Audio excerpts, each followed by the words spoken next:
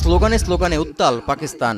জোরালো হচ্ছে দেশটির সাবেক প্রধানমন্ত্রী ও পিটিআই নেতা ইমরান খান সহ দলের অন্যান্য কারাবন্দী নেতাদের মুক্তির দাবি।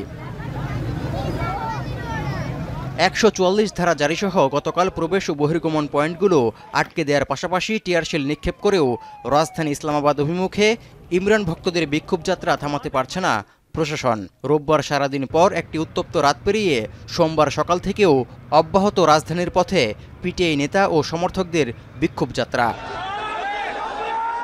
খাইবার পাখতুনখোয়ার মুখ্যমন্ত্রী আলী আমিন গন্ডাপুরের নেতৃত্বে রাজধানীর দিকে এগিয়ে যাচ্ছে হাজার হাজার মানুষ। এই বহরে যুক্ত হয়েছেন পিটিআই প্রতিষ্ঠাতা ইমরান খানের স্ত্রী বুশরা বিবিও। অনেক স্থানে পুলিশের সঙ্গে ধাওয়া পাল্টা ধাওয়া ও গোলাগুলির খবরও পাওয়া গেছে।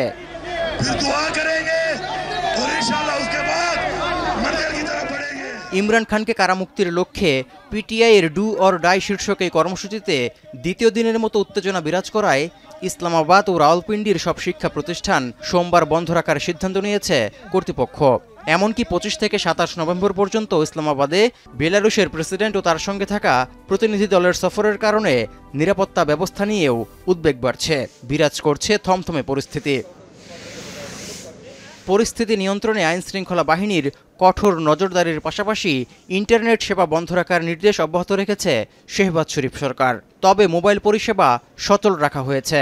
এমনকি ইসলামাবাদ ঢুকতে রাওয়াত মুন্দ্রাসহ ৩৩টি মূল প্রবেশপথে মোতায়েন করা হয়েছে অতিরিক্ত কর্মী।